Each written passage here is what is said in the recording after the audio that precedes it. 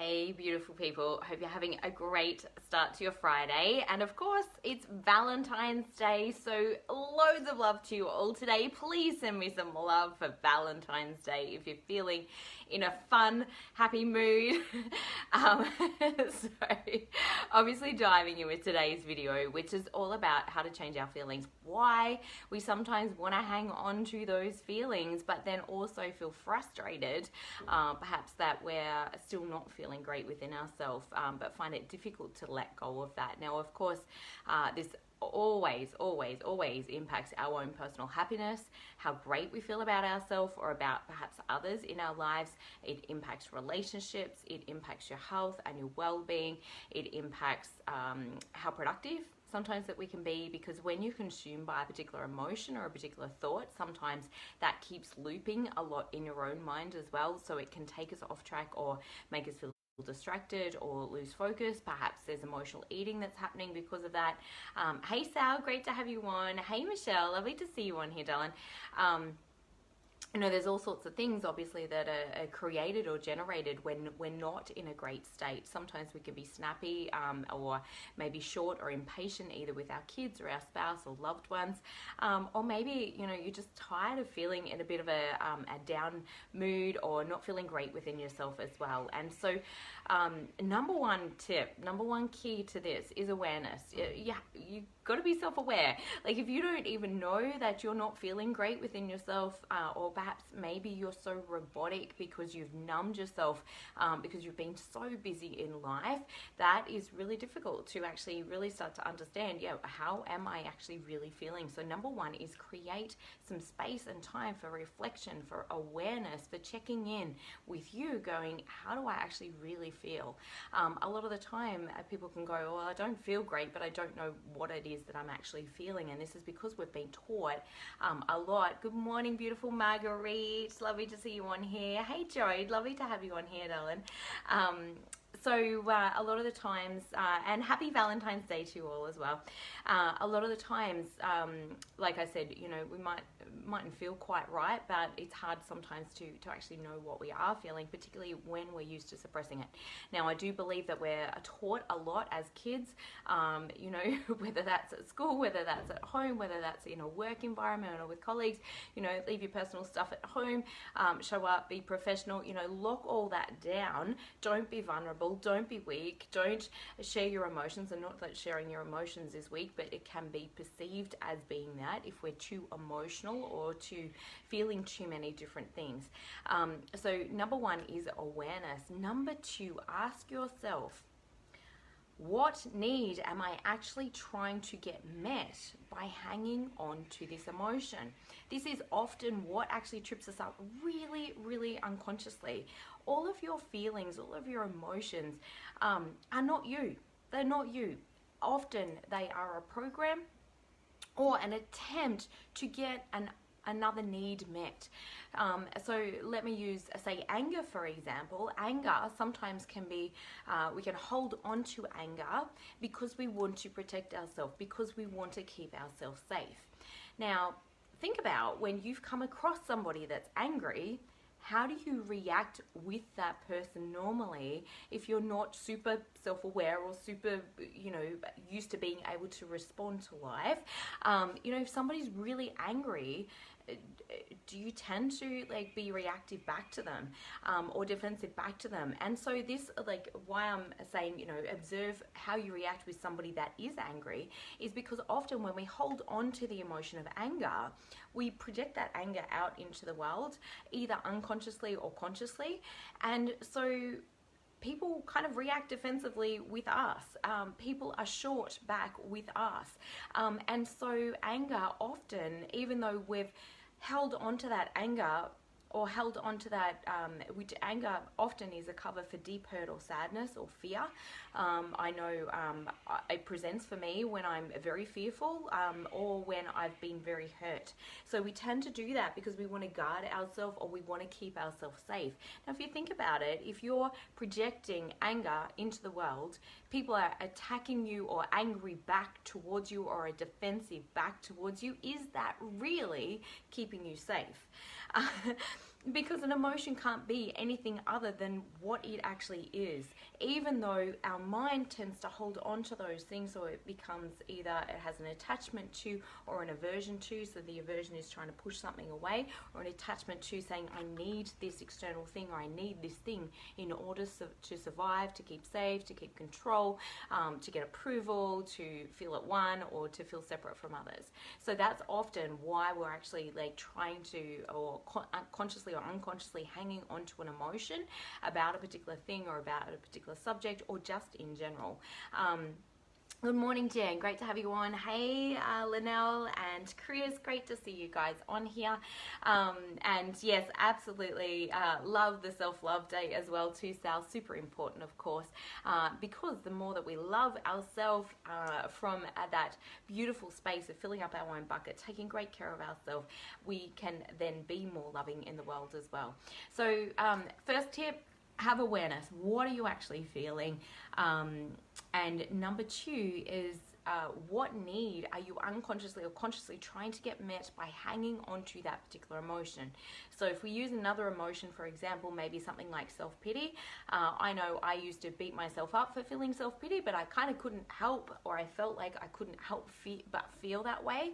It was a way of giving back to myself, or attempting to give back to myself. Now, self-pity drained me. It exhausted me. It didn't feel good. I hated myself for feeling that way. So in truth, was it actually a way of giving back to myself? Absolutely not. But that was the fantasy that I held in mind whilst hanging on to that particular emotion. So get curious, guys. Like, this is not about judging yourself. This is, all judgment comes from ego survival mind about who you need to be or how you need to be. Just get curious. It's like, if I was actually holding on to this emotion because I was trying to get another need met, what would that need be? What am I trying to achieve by feeling this particular way? And it can be quite humbling too. We've really got to set our ego aside and just be willing to kind of look at what is, to look under sometimes the messy stuff, the stuff that we don't like, or perhaps we're afraid that other people won't like, all of those things. But it really does set you free, guys, because honestly, it's the only reason. And this is true of behavior as well. So if you're not changing a particular behavior, I can promise you it's because you're attempting to meet a particular need with that behavior, even if it's unresourceful and even if it goes against your own morals, values. A need is a need, and it's not until we become truly conscious of what that actual need is that we're trying to get met, then we'll always kind of default back to that behavior, because you can't become consciously aware and then create a resourceful way of getting that need met. So this is true of all addictive behaviors. You know, generally there's something underneath that we're trying to numb out or distract ourselves from, or not be aware of. So it's like, what am I trying to protect myself from, or what am I trying to keep myself safe from? What is it that I don't want to see? It's a great quality question to be able to ask yourself, to kind of get under the bonnet and start to really have a look at, why am I still choosing to hang on to these emotions? Even asking yourself that question is a great quality question. And then thirdly, the way to step out of this is, what do I need to value more than that need? Often, and I was having a conversation with a beautiful client yesterday, and often we can absolutely want to hang on to certainty and security. The ego survival mind desperately wants to feel safe and secure, because its job is to keep you protected and keep you here on the planet, right? Or here alive in your body. So anything that threatens that, or appears to threaten that, whether that's not fitting in, whether that's others criticizing you, laughing at you, judging you, you know, all of those things, it absolutely has the strongest desire to fit in, because that's what, in its mind, its job, its survival mechanism is to keep you safe, is to keep you small, fitting in, belonging, not standing out, not making too much of a fuss, not rocking the boat, not speaking out, not, you know, going against the current, you know, all of those things. That's what the ego survival mind wants to do. Now, sometimes we need to value our growth, or we need to value our own self-love, or we need to value our own self-worth, or our dreams, or our visions, or our goals more than the survival mechanism, or more than the certainty mechanism, or more than needing other people's approval. So when you have it, you kind of strip all this back. And good morning to Paula and to Jode. Lovely to have you on here. And Jode, you've jumped on there again. Beautiful. Pleased to hear that that's very timely for you as well too, hon. And often, you know, these types of things really resonate as well. So send me some love if this is really resonating for you. Pop some questions in there if you are wanting to find out more about this, or perhaps, you know, you're feeling really stuck in a particular emotion, and honestly, like, more than happy to kind of work through this with you on here, because it's always great to have kind of live examples, and often it serves the greater whole as well. Well, I find that it always serves everybody, because we're all human, right? So we've all got these stuff, you know, this stuff going on, and certainly for myself, you know, the last thing that I want anybody believing or thinking, and it kind of comes on the back of a conversation that I had with one of my daughters, where people can perceive that I'm like super happy all the time. No, I'm human. I have all the emotions under the sun. In fact, if you check in with my partner, he will actually, no, he probably wouldn't share that with you, but I'm sure that he can testify to, you know, many times he experiences a spectrum of emotions from me. So, you know, we're all evolving, we're all growing. I'm super proud of who I'm becoming, simply because I have much greater awareness now. Others still, you know, have I still got blind spots? Absolutely. And that's why I always choose to continue working with mentors, coaches, other people that can help me see my blind spots, because we've all got those as humans as well. And sometimes, you know, it's difficult to step back and actually really see that reflection, or see kind of what's going on for us, or to just even get, when we're in something, often we're quite consumed by it, therefore we're in the program. And I love what Joe Dispenza says about this. It's like being stuck in a glass jar. You don't know that you're in a glass jar because you can't see the label on the outside of the jar, but everybody else knows that you're in the jar. And can see kind of what's going on for you. And so it's so important when we can actually step back and go, I'm in the program. Now, if you're experiencing strong emotions that you're you know, not feeling great in, I can promise you there's a program running. There's a survival mechanism. It is, all those programs were pro-survival at one point in time. They were there to help you survive in your life, whether that was through a childhood that you experienced, or whether that's through perhaps bullying on the playground, or a difficult life circumstance. You were always doing the best that you could at the time. And so if that meant shutting your heart down to protect yourself at that time, absolutely, like, that was what you needed to do. But the great part about growing up and becoming adult and becoming self-responsible is, you know, we're no longer at the effect of the world. We can really start to step into that self-mastery, step into that emotional mastery, in order to create your life in a way that feels really good for you. You know, often people are throwing around, you know, stay in your own lane. Don't kind of look at what, or get hooked into or emotionally consumed by what other people are saying or doing.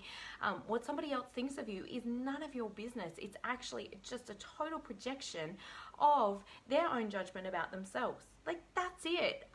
The thing is, our ego survival mind wants to fit in, it wants to get, it wants to belong, it wants to be accepted. So it will like latch onto that and then want approval, or want to fit in, or want to be accepted, or any of that stuff. But the second that you're doing that and you're betraying yourself, or your true self, or your true integrity, or true values in the process, it's a betrayal of self. And then our self-worth gets a little bit less, and our neediness and our need for approval gets a little bit more. Now, after a period of time, that gets so strong that we feel very insecure, very needy within ourselves. Therefore, we're willing to do whatever anybody else wants us to, obviously within reason. But, you know, like, it takes a lot to actually then rebuild ourselves when we're actually allowing that to happen. So the greater awareness that you have around this, fill your own bucket first. Start to step into, what is it that I need to value within myself more than this current need, or what I'm trying to get met through this, or what is a greater quality way, what is a more resourceful way of getting that need met. If it is the need for certainty, it's like, is it just coming back to myself and having faith and certainty? Hey, I figured everything out up until now. Hey, mightn't be exactly where I want to be, but I've done okay up until this point. I'm sure I can figure the rest out. And it's really, about embracing some of those higher energy vibrations of love. Like, what would love look like if you fully loved yourself, fully accepted yourself, and therefore fully loved and accepted others? Like, what could you bring to the table then? Perhaps it's compassion, perhaps it's kindness, perhaps it's non-judgment. As we move through those energies, or even step into greater courage, now you're starting to vibrate at a higher level, you're starting to embrace higher level emotions. Therefore, the choices you make will come from a higher level of awareness. You'll be able to look at situations and circumstances with a much higher perspective, and therefore not get as emotionally hooked into perhaps some of those things that are going on for you as well. I also love the Byron Katie work. If you've been following me for a while, no doubt you guys will absolutely know. That's one thing that I share a lot about, is doing the reflective work. But like, seriously, 3 tips for now. If you've just jumped on, hey Cecilia, great to have you on. Hey Tara and Yvonne, great to have you on here. Cal and Trace and Leonie, awesome to have everybody on here this morning. So 3 tips. Number 1, create awareness. What am I actually feeling? Number 2, what is the need that I am trying to get met? Or what is the fantasy outcome that I believe will happen by hanging on to this emotion? If it's anger, it could be, protecting yourself from something. In truth, an emotion will always only ever be what that emotion actually is. It normally doesn't actually get that need met. If you truly sit with and inquire, what am I actually what is the outcome that I'm trying to achieve by hanging on to this emotion, or what's the side benefit that I believe that I'll get by hanging on to this emotion? Really sit with and ask yourself, is this emotion actually really giving me what it is that I want? And 99.9% of the time I found no, it doesn't. And then thirdly, what is it that I need to value more than either this particular emotion or the need that I'm trying to get met? So if that is growth, if that's contribution, if that's giving back, if that's love at the highest level, if that's forgiveness, like whatever it is that you feel, and listen to the intuition around that, guys, because it's so super powerful. Now, if this is kind of really resonating with you, and you'd like to dive deeper into this, I do have capacity. I actually wasn't going to say this. That's really funny that this is kind of coming out now. I do have capacity for one more coaching client, for one more one-to-one coaching client to work with, which I'm more than happy to have a conversation with you if that feels like you really want to take that self-mastery to the next level. Perhaps you're in a leadership position, perhaps you're an employer, and you'd really like to start to learn how to emotionally master yourself, particularly if you've been really reactive, or just feel like you kind of get consumed or derailed by either negative thoughts or feeling not enough, or any of those kind of things. You'd like to feel more confident. Otherwise, I also, and this was what I was going to say, we have our retreat coming up at the end of April, and we will be diving deep into understanding your emotions. This truly is my gift, and I feel like it's absolutely my message to bring to the world, in that you do not have to be consumed by, you do not have to be run by your emotions. You have such a gift to be able to, and such a choice to be able to shift and change these. And knowing how to do that is a skill set for life. It sets you free on every single level.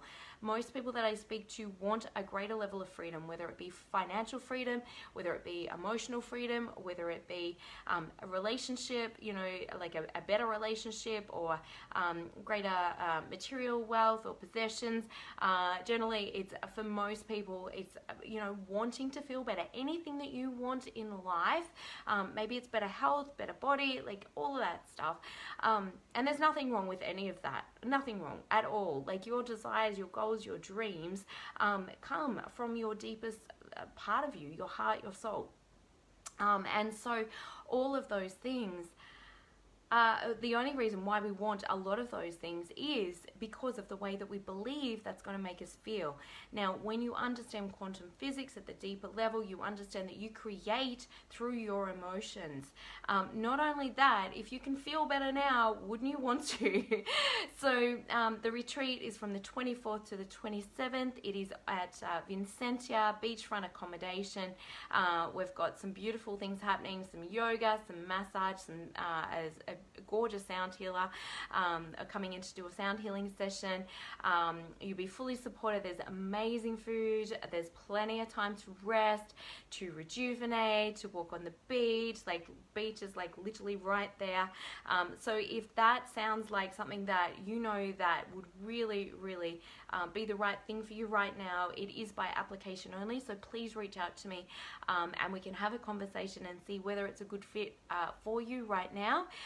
And whether or not you're a good fit, obviously, for the highest good of the group as well, because that is really, really important. When something's truly in alignment, you know, everybody is going to elevate at a high level at the retreat and be able to walk away with very, very clear steps on what next to implement in their life, what to integrate from the sessions that we'll have at the retreat as well. And you'll be able to work at a deep level. You'll have two amazing heart-centered coaches, one being myself, one being my amazing partner, Tim. And he's incredible at just holding space for people as well. He really is just honestly like the kindest, gentlest, most heart-loving person I think that I've ever met. And so we'll be holding space for you guys over the weekend to really dive deep. It is Anzac Day on the following Monday, or the public holiday for Anzac Day. So that hopefully will provide a little bit more flexibility, obviously with work or other commitments. So let me know if that's something that really resonates for you. Would love to have you come play with us. It is limited to only 5 participants because I really love diving deep with the people that I'm working with, so it is limited to that. And there's only 4 spots left available. I do have a couple of other people that have inquired, and they're still coming back to me at the moment, so there is still 4 spots available at the moment. But if that really resonates, please reach out to me, let me know, and we can have a conversation like I said. But for now, have an amazing rest of your day. I truly hope that's been helpful. If it has, please like, love, or share it.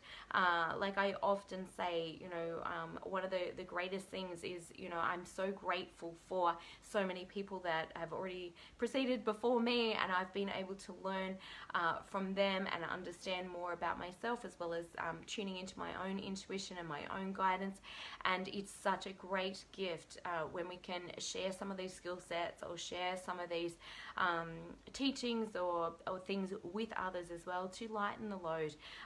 You know, we're all human at the end of the day, and the more that we can do to alleviate human suffering in any form helps to elevate consciousness, helps us all to step into a greater space of love and unity and harmony, and just, you know, it really makes life worth living as well. And so I do believe that that can be really, really helpful. Obviously, I'm so grateful for the people that have shared stuff with me, because it has ultimately transformed my life, specifically from 10 years ago, you know, in just such a powerful, powerful way. And I'm eternally grateful for those people. So have an amazing day, guys. Like I said, if it does resonate, please like, love, share it with somebody that you love and care about. Have an amazing Valentine's Day. Make sure, if you are in a relationship, that you let that person know how much you love them, how much you appreciate them, and more importantly, why. It makes such a difference when people understand why and how they're impacting your life. I promise you that they will want to show up more in that particular way. But not only that, you know, it feels good not only to feel loved, but to be loving and to express that love. If you are single, shower some love on yourself and find somebody else to shower love on, whether that's a relative, whether that's a friend. Who do you like, love, appreciate in your life? Please let them know today, and let's all elevate in the consciousness of love. Have an amazing day. Bye.